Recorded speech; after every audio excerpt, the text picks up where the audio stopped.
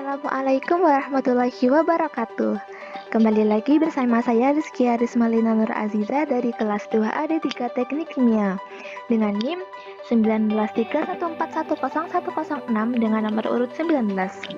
Di sini saya akan menjelaskan mengenai penentuan fungsi antar sistem pengendali peralatan pengendali aras. Jadi setelah dilakukan praktikum pada pengendali aras akan didapatkan data hasil pengamatan. Nah, data hasil pengamatan tersebut dalam berupa tabel seperti ini, di mana tabelnya itu berisi persen PV setiap waktunya. Dari tabel ini bisa dilihat untuk persen PO1-nya adalah 40%, di mana persen PO1 ini persen PO yang awal, kemudian persen PO2 adalah persen PO yang diubah. Jadi ketika persen PO2 itu diubah, akan terjadi perubahan persen PV juga. Setelah didapat ini, kita bisa mengetahui delta persen PO dan delta persen PV, di mana delta persen PO-nya dengan mengkurangkan persen PO2 dikurangi dengan persen PO1, dan delta persen PV-nya dari persen PV2 dikurangi persen PV1.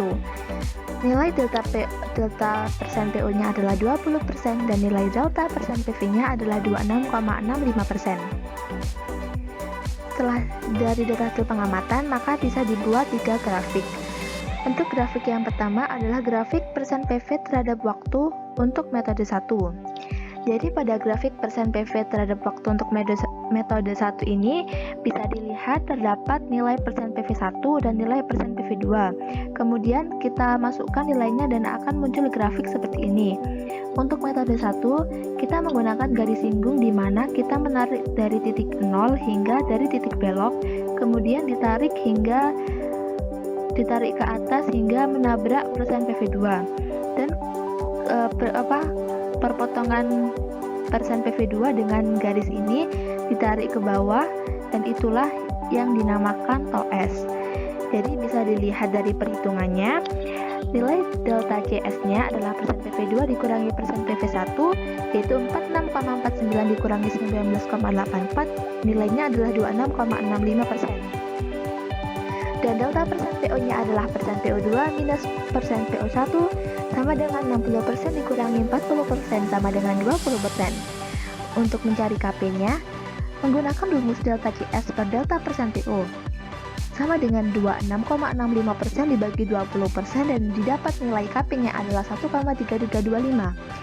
Dari grafik ini bisa diketahui nilai TOS-nya yang di sini adalah 132 dengan TOD-nya tidak ada karena pada grafik ini tidak terjadi nilai konstan atau nilai tunggu, jadi langsung berbelok seperti itu.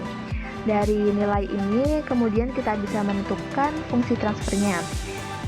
Untuk fungsi transfer tersendiri atau GS bisa didapatkan dengan rumus K sama dengan tau S plus 1, di mana K adalah KP ini 1,3325 dan tau S plus 1 adalah 132 plus 1 dan didapat hasilnya adalah 0,0100897969992. Untuk selanjutnya adalah grafik persen PV terhadap waktu untuk metode 2. Jadi grafik yang ini tuh masih sama dengan grafik yang tadi, tetapi terdapat perubahan pada metodenya.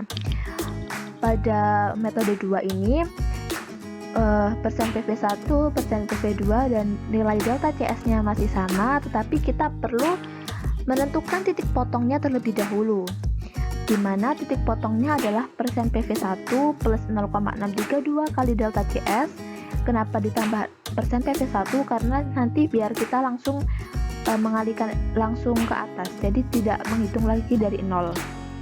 Di mana titik potongnya adalah persen PV1 plus 0,632 kali delta CS 19,84 ditambah 0,632 kali 26,65 sama dengan 36,6828. Nilai 36,6828 ini kira-kira ada di sini. Kemudian kita tarik garis ke arah kanan atau ke arah horizontal. Kemudian bisa dilihat di sini akan ada perpotongan titik dengan grafiknya. Nah, perpotongan titik ini ditarik ke bawah dan inilah nilai TOS-nya. Sehingga bisa didapat nilai TOS-nya di sini adalah 88. Untuk nilai delta CS, delta persen PO, dan nilai KP-nya masih sama dengan yang pertama tadi. Setelah didapatkan ini, kita bisa menentukan fungsi transfernya, di mana GS sama dengan K per tau S plus 1 sama dengan 1,3325 per 88 ditambah 1, dan hasilnya adalah 0,0149719101112. Kita beralih ke grafik yang ketiga, adalah grafik persen PV terhadap waktu untuk metode 3. Maaf, di sini harusnya metode 3 ya. Pada metode 3, ini sebenarnya hampir sama dengan yang metode 2, tetapi kita harus menentukan T1 dan T2-nya terlebih dahulu, di mana T1 adalah nilainya 0,28, titik potongnya harus 0,283 kali delta CS, dan untuk titik potong yang kedua atau T2 adalah 0,632 kali delta CS. Bisa kita lihat perhitungannya terlebih dahulu. Untuk titik potong 1, persen PV1 plus 0,283 kali delta CS sama dengan 19,84 ditambah 0,283 kali 26,65%. Nilainya adalah 27,38195. Dan untuk titik potong yang kedua adalah persen PV1 ditambah 0,632 kali delta CS sama dengan 19,84 ditambah 0,632 kali 26,65, dan hasilnya adalah 36,6828. Setelah kita ketahui titik potongnya, untuk yang pertama 27,38195 kira-kira ada di sini. Kemudian sama dengan metode 2, kita tarik garis horizontal dan akan menabrak pada grafik. Titik perpotongan pada grafik itu kita tarik ke bawah, dan itulah nilai T1-nya. Begitu juga untuk titik potong yang kedua, adalah 36,6828, kiranya ada di sini. Kita tarik arah garis horizontal juga, dan akan menabrak grafiknya. Kemudian titik perpotongan grafik itu kita tarik ke bawah, dan itulah nilai T2-nya.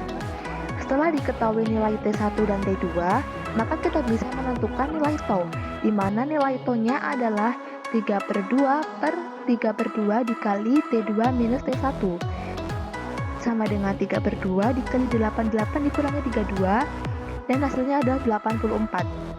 Setelah diketahui nilai tau, maka kita bisa mencari TD atau lead time dengan rumus T2 min tau, yaitu 88 dikurangi 84, dan nilainya adalah 4. Dengan delta CS dan delta persen PO, dan nilai KP-nya masih sama dengan yang pertama. Kemudian menentukan fungsi transfer untuk metode yang ketiga, dengan rumusnya masih sama.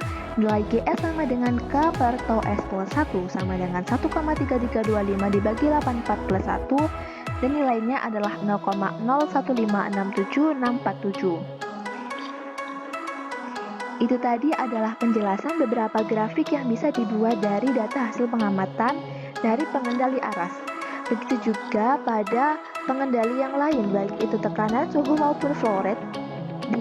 Untuk cara kerjanya tetap sama, seperti itu. Cukup sekian dari saya, kurang lebihnya mohon maaf. Terima kasih, semoga bisa bermanfaat. Wassalamualaikum warahmatullahi wabarakatuh.